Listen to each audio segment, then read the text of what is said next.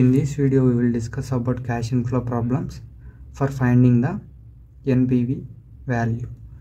The cost of the project is rupees 10 lakhs, which has an expected life of 5 years.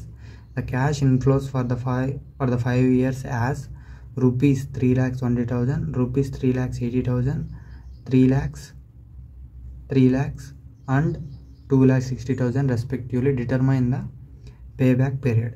ఓకేనా, ఇది question అనమాట. ఇక్కడ మనకి ఏమి ఇచ్చిండు, ప్రాజెక్ట్ వచ్చింది, దాని యొక్క కాస్ట్ ఇచ్చిండు, ఎంత 10 lakhs ఇచ్చిండు. నెక్స్ట్ పేబ్యాక్ పీరియడ్ అంటే ఫార్ములా అయింది cost of the project by annual cash inflows అనేది మనం ఫైండ్ అవుట్ చేయాలి. ఇంతవరకు ఓకేనా. ఇది మనకి formula.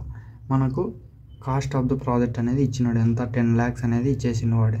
Next annual cash inflows అనేది అది కూడా ఇచ్చేసినాడు అనమాట. ఇది వచ్చేసి మనకు ఈ ప్రాబ్లమ్ని ఏమంటామంటే మనము even cash inflows is uneven వచ్చేసి ఇది అన్ఈవెన్ అనమాట. ఎందుకంటే 5 yearsకి వచ్చేసి సపరేట్గా 1 yearకి దాని యొక్క క్యాష్ ఇన్ఫ్లోస్ అనేది ఇచ్చినాడు కాబట్టి. ఓకేనా, ఇప్పుడు ఇక్కడ చూసుకుంటే పేబ్యాక్ పీరియడ్ వచ్చేసి ఫార్ములా వచ్చేసి cost of the project by annual cash inflows year 1, 2, 3, 4, 5 yearsకి.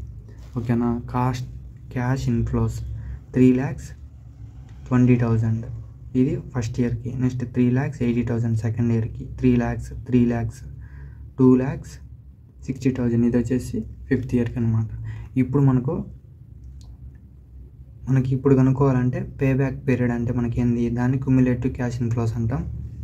దాన్ని ఫైండ్ అవుట్ చేద్దాం. క్యుములేటివ్ క్యాష్ ఇన్ఫ్లోస్ అంటే ఫర్ ఎగ్జాంపుల్ నేను 3,20,000 పెట్టి మనం ఒక బైక్ అనేది కొంటే, అప్పుడు ఫర్ ఎగ్జాంపుల్ బైక్ కానీ లేదా కార్ అనుకోండి, కార్ అనేది సమ్ రెంటెడ్స్కి ఇచ్చేదానికి మనము కార్ అనేది కొంటే, అప్పుడు అప్పుడే మనం ఏం రెంట్కి ఇవ్వం కదా. ఫస్ట్ స్టార్టింగ్లో కొన్నప్పుడు దాని వాల్యూ వచ్చేసి 3,20,000. అప్పుడు ఇనిషియల్లీ ఇది కూడా వచ్చేసి ఇంకా ఆ కార్ని రన్ చేయలేదు, మనకు కస్టమర్స్ రాలేదు, మనకు అలా డబ్బులే రాలేదు. అంటే మనం ఎంత పెట్టినామో అంతే ఉంటుంది. ఇక్కడ క్యుములేటివ్ క్యాష్ ఇన్ఫ్లోస్ కూడా 3,20,000. నెక్స్ట్ సెకండ్ ఇయర్కి క్యుములేటివ్ క్యాష్ ఇన్ఫ్లోస్ వచ్చేసి 3,80,000 ప్లస్ 3,20,000, అప్పుడు వచ్చేసి 7 lakhs. నెక్స్ట్ మళ్ళీ 7 lakhs, 3 lakhs, మొత్తం 10 lakhs, 10 lakhs, 3 lakhs, 13 lakhs, 13 lakhs, 2,60,000, అప్పుడు ఎంత 15,60,000 అనేది మనకు క్యుములేటివ్ క్యాష్ ఇన్ఫ్లోస్ అనమాట. ఇప్పుడు మనకు టోటల్ ప్రాజెక్ట్ యొక్క కాస్ట్ ఎంత, 10 lakhs కదా. ఇప్పుడు చూద్దాం 10 lakhs అనేది నాకు ఎప్పుడు వచ్చింది, ఫస్ట్ ఇయర్లో రాలా, సెకండ్ ఇయర్లో రాలా, థర్డ్ ఇయర్లో నాకు ఎగ్జాక్ట్గా 10 lakhs వచ్చింది. అంటే నేను అనుకున్న అమౌంట్ అనేది నాకు ఎప్పుడు వచ్చిందంటే థర్డ్ ఇయర్ లోపల వచ్చేసింది. దాని తర్వాత మిగతాదంతా నాకు వచ్చేది ప్రాఫిట్ అనమాట. ఓకేనా, థర్డ్ ఇయర్ లోపల వచ్చేసింది. Above table shows that the original investment can be recovered by the end of the third ఇయర్కి మనకు వచ్చిన ఒరిజినల్ ఇన్వెస్ట్మెంట్ అనేది వచ్చింది.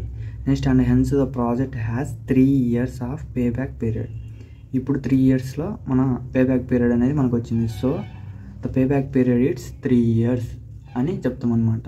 This is about this problem. Thank you. Please like and subscribe my channel. Thank you.